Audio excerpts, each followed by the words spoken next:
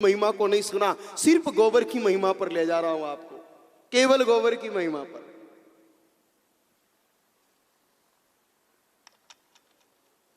लोग आजकल दूध का हिसाब लगाते हैं ना कि दूध महंगो पड़े, गाय कम दूध देवे, दूध चाहिए ही नहीं। किसको चाहिए? आप गाय माता सिर्फ गोबर के लिए रखो। किसके लिए? जोर से बोलो। आइए गोबर की महिमा सुनोगे। मच्छिंद्रनाथ जी एक बहुत बड़े तपस्वी संत, एक दिन घूमते घूमते गांव में गए। जैसे इस गांव में पहुंचे, एक बहुत बड़ा मकान दिखाई दिया। उस मकान के सामने जाकर के और मच्छिंद्रनाथ जी ने आवाज लगाई, आदेश आदेश मां भिक्षाम देही। एक मैया निकल करके आई, भिक्षा लाई, महाराज की झोली में डाल दी। महाराज ने देखा कि उसका चेहरा बहुत उदास था, भिक्षा देने वाली मां का। कहा, मां कुछ दुख है? महाराज, दुख बहुत बड़ा है। कि मां क्या दुख है?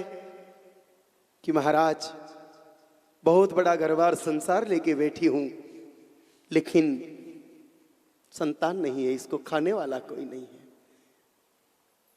दुखी देख करके महाराज ने अपनी झोली में से भस्मी निकाली, भभूति, और उस भभूति को उस मैया को दे दिया। कहा, मैया आज खा ले, 9 महीने बाद तेरे लाला हो जाएगा। वो मैया उस भस्मी को, विभूति को लेकर के अपने घर में चली गई और मच्छिंद्रनाथ जी भी चले गए।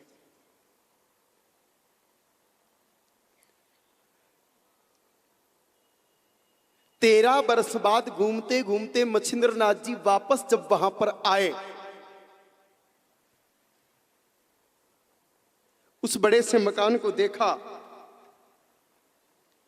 और बड़े से मकान को देख करके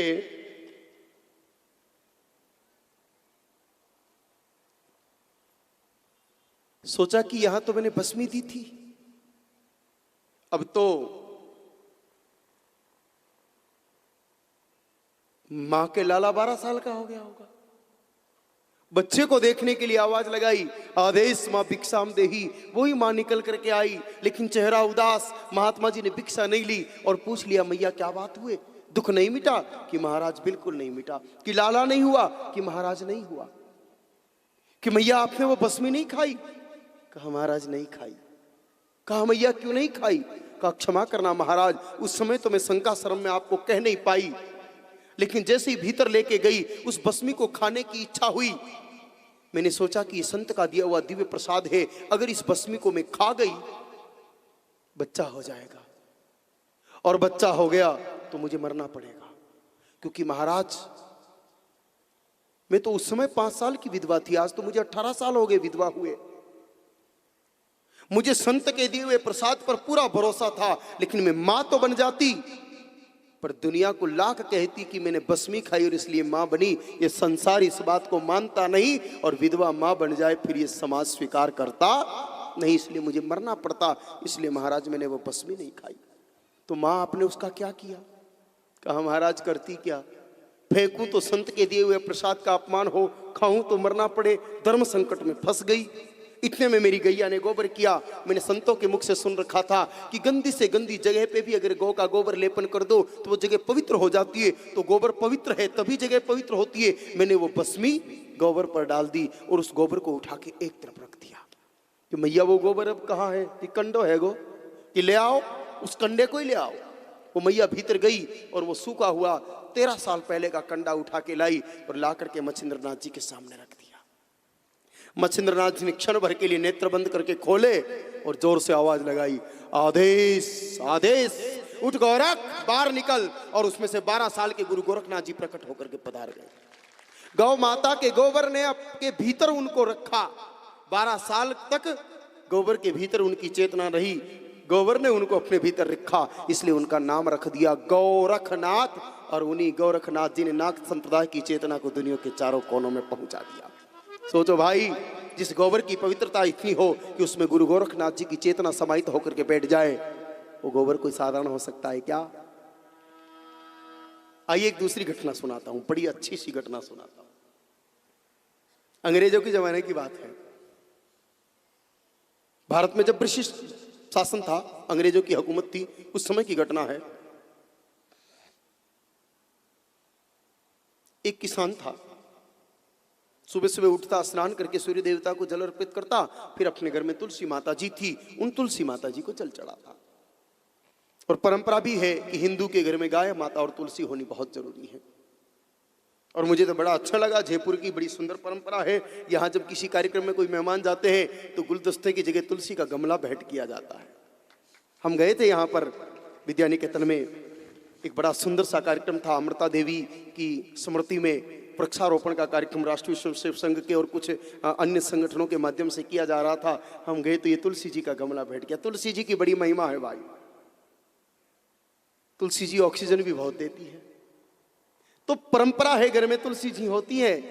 तुलसी जी को जल चढ़ा के वो किसान प्रणाम कर रहा था, गौ भक्त किसान था, गाय माता की सेवा करता, सभी संस्कारों का बड़ा अच्छे से पालन करता। जैसे उसने तुलसी जी को प्रणाम किया, अचानक उस मार्ग से एक अंग्रेज अफसर निकला। उसने देखा ये हिंदुस्तानी भी बड़े विचित्र है, ये प्लांट को प्रणाम करता है। जाके पूछा, ये तुम क्या कर रहा है? कहा साहब तुलसी माता को प्रणाम कर रहा हूं, ये हमारी माता है। सिर पर अंग्रेज ने तुलसी माता जी को पकड़ा और उखाड़ के फेंक दिया। किसान बहुत दुखी हो गया कि मां का अपमान हुआ है, लेकिन जिसकी लाठी उसकी भैंस, शासन था, कौन समझावे। लेकिन मन में निश्चय कर लिया, अरे अंग्रेज तुझे छोड़ूंगा नहीं, मैंने मां का दूध पिया है। पहले कहते थे ना, आजकल ये भी भूल गए, क्योंकि माँ का दूध पीता कौन है। बचपन में बोतल का दूध पिया, बाद में होटल का दूध पिया, ना तो जन्म देने वाली माँ का दूध मिला, ना गौ माता का दूध मिला। पहले तो बात बात पर यही कहते कि माँ का दूध पिया हो तो आजा, अब तो कहते थम्स अप पिया हो तो आजा, कोका कोला पिया हो तो आजा। अरे बेचारे के हाथ पैर कीर्तन कर रहे हैं जहर पी पी के, क्या आएगा वो और क्या करेगा। तो उसने मन में तय कर लिया कि मैंने भी गौ माता का दूध पिया और जन्म देने वाली माता का दूध पिया है, अंग्रेज ऐसे तेरे को छोड़ूंगा नहीं। वो गया जंगल में, और जंगल में जाकर के एक पौधा होता है कैवच, कौच, ससाई पापड़ा, वो उठा के लाया। बड़ा हाथ पे कपड़ा बांध के गया, उखाड़ के लाया। बड़ी खुजली चलती है उससे, तो ऐसे तो अगर छू लो तो। ला करके गमले में लगा दिया और देखने लगा कि वो अंग्रेज कब आवे। और जैसे वो अंग्रेज के आने का समय हुआ, वो लंबा होकर के उस पौधे को प्रणाम करने लगा। फिर आया अंग्रेज, ये क्या करता है? कहा हमारी तुलसी मैया को तो आपने खत्म कर दिया, इसलिए कैवच बाप को प्रणाम करके काम चला रहा हूं। उसने कल की भांति उसको भी पकड़ा और उखाड़ करके फेंक दिया। लेकिन वो तो हाथ लगाते कि खुजली इतनी चली कि एक बार कैवच की खुजली शुरू होती है तो फिर खत्म होने का नाम नहीं देती। बंदरिया की तरह नाचने लगा वो तो, खुजलावे खुजलावे। कहा क्या हो गया? कहा हमारा कैवच बाप तुम पे नाराज हो गया, तो अब क्या करना पड़ेगा? कहा एक ही उपाय है, अब तो हमारी एक मैया है और गैया, अगर उसके गोबर से तुम स्नान करो, वो भी बीच बाजार वस्त्र उतार करके, तब जाकर के ये दुख मिट सकता है। उसने कहा जो करना हो सो करो। उसको बीच बाजार में वस्त्र उतार करके गैया के गोबर को रगड़ रगड़ के नहलाया, तब जाके उसको शांति मिली। उसने कहा भाई आज के बाद तेरी तुलसी मैया को मानूंगा, कैवच बाप को मानूंगा, और तेरी गैया मैया को तो कभी भूलूंगा ही नहीं। तो गौ माता के गोबर में इतना चमत्कार है कि अगर आपके शरीर को कोई ऐसा तत्व छू जाए जिससे आपको बहुत खुजली चले, तो तुरंत गोबर रगड़ने से समाप्त हो जाती है। गोबर में विष को खींचने की शक्ति है। गर्मी का मौसम चल रहा है, पसीने की बहुत बदबू आती है, क्या करते हो आप? चिक चिक डिओड्रेंस। हे भाई कितनी भी बड़ी कंपनी का डिओड्रेंस ले आओ, वो 10-15 मिनट, 1 घंटा, आधा घंटा, 2 घंटे बाद फिर से बदबू देना शुरू कर देता है। अगर आप चाहो कि आपके शरीर में से 24 घंटे तक बदबू नहीं आए, उपाय एक बार करके देखना, जिंदगी में कभी छोड़ोगे नहीं। देसी गाय माता का गोबर लो, उसको बढ़िया मालिश करके 5 मिनट तक शरीर पर लगा रहने दो, और फिर ठंडे पानी से स्नान कर लो। साधारण नाक से तो कोई बदबू नहीं पता चलेगी, किसी लेबोरेटरी के यंत्र से भी बदबू नहीं आएगी शरीर में, क्योंकि सारे पॉइजन को खींच लेता है। और त्वचा इतनी मुलायम हो जाती है कि पूछो मत। दुनिया की कोई क्रीम या कोई साबुन जितनी त्वचा को मुलायम नहीं कर सकता, इतना गौ माता जी का पवित्र गोबर मुलायम कर देता। एक बार जो नहा लिया, वो जिंदगी में कभी फिर गौ माता के गोबर को छोड़ेगा नहीं। सप्ताह में एक बार नहाते रहो, चर्म रोग कभी होगा नहीं, फुंसियां होगी नहीं, जहर सारा खत्म होता रहेगा। गोबर का चमत्कार क्या बताएं भाई। गोबर की महिमा सचमुच अपार है। एक महात्मा हुआ करते थे मेरे भाई बहनों, जो अयोध्या में रहते थे। छावनी में उनका आश्रम था। गोबर का कमाल सुनना। मैं फिर पहले आध्यात्मिक पक्ष रख दूं, फिर गोबर का वैज्ञानिक पक्ष भी आपके सामने रखूंगा, क्योंकि जिस गोबर को हम साधारण मान रहे शक्ति है उसमें। छावनी में अयोध्या में महाराज जी रहते थे। कौशल किशोर दास जी नाम था उनका। बड़े गौभक्त थे। उनके गुरुजी बहुत सिद्ध थे। कौशल किशोर दास जी के जो गुरुदेव जी थे वो बड़े ही सिद्ध थे। वो जब उम्र उनकी अधिक हो गई, उनके लाखों शिष्य थे। उन्होंने सोचा कि किसी को गुरु गादी सौंपनी चाहिए। अब मेरा ठिकाना ही नहीं, बाद में कहीं झगड़ा ना हो जावे। इसलिए उन्होंने एक बहुत अच्छे वेद जिसको कंठस्थ थे ऐसे ज्ञानी शिष्य को नियुक्त किया कि भाई ये मेरी इस गादी को संभालेगा। और गुरु गादी जब संभलाई जाती है तो बड़े बड़े आश्रम में बड़े बड़े उत्सव होते हैं। देश विदेश से लाखों संत आए। खूब उत्सव मन रहा था। चारों तरफ सजावट थी, खूब बढ़िया अच्छा पकवान बन रहे थे। जब मुहूर्त का समय हुआ गुरु गादी पर बिठा करके चादर ओढ़ाने का, तो संतों ने कहा महाराज जी शिष्य को बुलाओ, सेवक को भेजा, जाओ बुला के लाओ जल्दी। सेवक जा करके आया और कहा महाराज जी को कि महाराज अभी हम तैयार हो रहे हैं। इतना सुनते ही कि महाराज को लगा रे कि अभी तक तो वो गुरु गादी पर बैठा नहीं, युवराज बना नहीं, और उससे पहले ही तैयार हो रहा है, तो महंत बन जाने के बाद क्या करेगा। उनका नहीं नहीं नहीं, मुझे दूसरी तलाश करनी चाहिए। सभी संत महात्माओं को हाथ जोड़ के कहा आप कुछ समय विराजे, लौट के आता। उन्होंने पूरे आश्रम का एक चक्कर लगाया। सब लोग उत्सव में व्यस्त थे, लेकिन कौशल किशोर दास जी जो उस समय बाल अवस्था में थे, गाय माता का गोबर उठा रहे थे, सबसे बेखबर। क्योंकि गुरुदेव ने काम सौंप रखा था कि बेटा सभी गायों का नित्य गोबर तुझे उठाना है। अभी काम बाकी था, गोबर उठा नहीं तो उस स्थान को छोड़ नहीं सकते। भाव से गोबर उठा रहे थे। गुरुजी ने जाकर के हाथ पकड़ा, कहा चल। कहा प्रभु कहां चलना है। कहा तुझे युवराज बनाते हैं, गुरु गादी पर बिठाते। कहा प्रभु मुझे तो कुछ भी नहीं आता। कहा कोई बात नहीं, तुझे गोबर उठाना तो आता है। जिसको गोबर उठाना आता उसको सब कुछ आ जाएगा। कहा चल तू तो। कहा प्रभु मैं कहां योग्य हूं। कहा यही तेरी योग्यता है। कहा ठीक है प्रभु, मैं थोड़ा हाथ धो लूं गोबर। का ये हाथ धोने के बाद तेरे पास बचेगा क्या योग्यता के लिए जो मैं तुझे ले जाऊंगा। इसी गोबर के कारण तो मैं तुझे ले जा रहा हूं। हाथ पर गोबर लगा हुआ था और उनको ले जाकर के गादी पर बिठा दिया और उनका नाम कौशल किशोर दास जी उसी समय रखा। उनके बाद उनके आश्रम में इतनी गौ सेवा हुई और इतने प्रख्यात हुए वो अयोध्या में कि उनके आश्रम से बड़े बड़े सिद्ध निकले और उन्होंने सनातन धर्म की रक्षा के काम किए। तो हाथ पर लगे हुए गाय के गोबर का तो इतना कमाल है कि एक साधारण बालक को भी इतना महान संत बना दे। गोबर की बड़ी महिमा है भाई। मैं तो कहूं कि गोबर की सेवा, अगर आप किसी गौशाला में जाओ ना और अगर आपको गोबर की सेवा मिले तो खुशी खुशी ले लेना। ये गोबर तो गोविंद को बुला देता है। एक घटना है, एक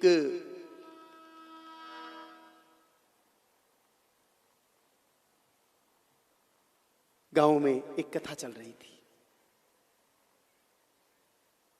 उसी गांव में एक गौशाला थी।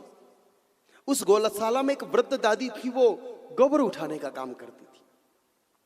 अब कथा में गांव की सभी औरतें जाती, वो दादी को भी रोज कहती दादी तू भी चल कथा सुन, महाराज जी चौकी कथा कह रिया है।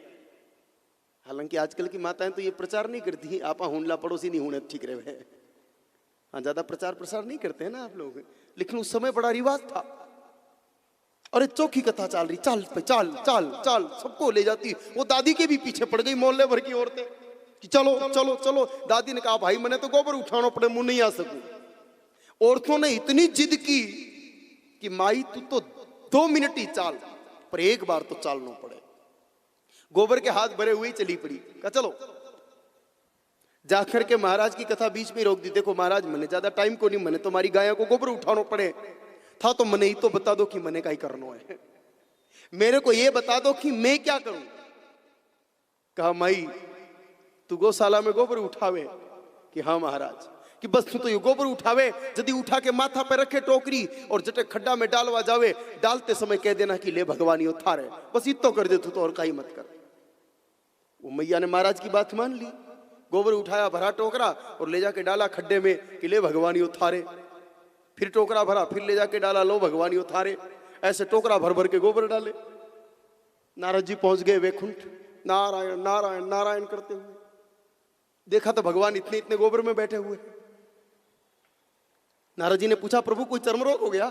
आप तो इन सब चीजों से दूर हो, फिर ये गोबर स्नान क्यों? कहा, अरे नारद, तू तो जानता है कि मुझे जो श्रद्धा से देवे मैं लेऊं, और गोबर जैसी पवित्र चीज को भला मैं कैसे इनकार कर सकूं?